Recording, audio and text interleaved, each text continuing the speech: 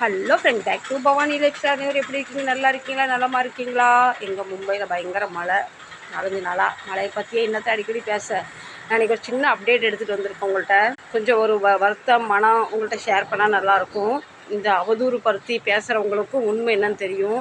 எங்கள் வீட்டுக்காருக்கு போன மாதம் ஆக்சிடெண்ட் ஆகுது பார்த்தீங்களா? அது எங்கள் ஃபேமிலிக்காரங்க எல்லாம் பார்க்க வந்திருந்தாங்க, வந்திருந்தாங்க. என் சப்ஸ்கிரைபர் இல்லை, சில என் ஃபேமிலிக்காரங்க வந்து இப்போது வந்து ஒரு அவதூறாக ஒரு விஷயத்தை பரப்பிக்கிட்டு இருக்காங்க. ஆக்சிடெண்ட் ஆகல, வேலை பார்க்கும்போது மிக்சருக்குள்ளே கை போயிட்டுன்னு. சரி, ஓகே, மிக்சர் அரைக்கிறவங்க மசாலா போட்டு தான் அரைப்பாங்க, கையை போட்டு அரைச்சிட்டாங்கன்னு அவங்க பேசிக்கிட்டு இருக்காங்க. பேசிட்டோம். இன்றைக்கி அவங்கள்ட்ட பணம் பலம் இருக்குது, உடம்புல ரத்தம் இருக்குது, வயசு இருக்குதுன்னு பேசுகிறாங்க. எங்கள்கிட்ட இன்றைக்கி பணமும் இல்லை, உடம்புல ரத்தமும் இல்லை, வயசும் இல்லை. அதெல்லாம் பேசுகிறவங்க பேசிட்டோம். சொல்லுவாங்களா, அரசன் அன்றைய கொள்வான், தெய்வம் நின்று கொள்வான்னு. உண்மை என்னன்னு கடவுளுக்கு தெரியும். சரி ஃப்ரெண்ட்ஸ், நான் என்ன சொல்கிறேன், கையை தான் நாங்கள் மிக்சருக்குள்ளே போட்டு அரைச்சிட்டோம். இந்த நெஞ்சையும் போட்டு அரைச்சிட்டுமா?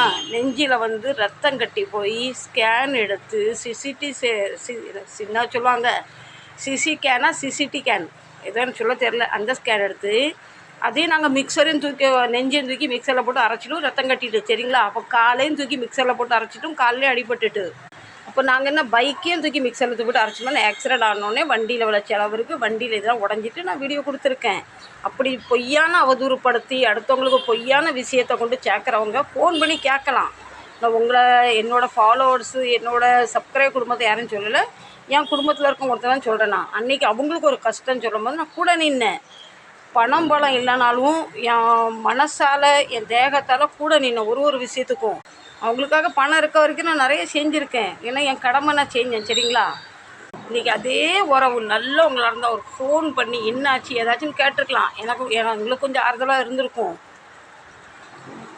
வேண்டாத விஷயத்த சொல்லி ரொம்ப வந்து அந்த செய்திலாம் காதில் வரும்போது ரொம்ப மனசு கஷ்டமாக இருக்குது.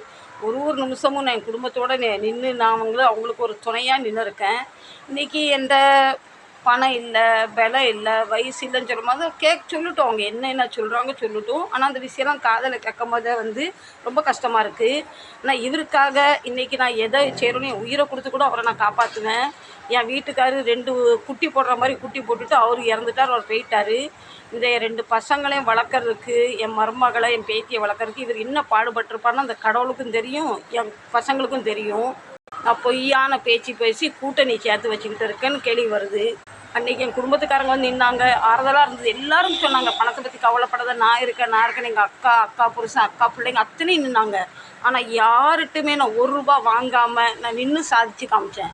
தயவு செஞ்சு இந்த வீடியோ நீங்கள் பார்க்குறீங்கன்னா உங்களுக்கு உண்மை தெரிஞ்சுக்கணும், ஃபோன் பண்ணி பேசுங்க. சும்மா மிக்சருக்குள்ளே கையை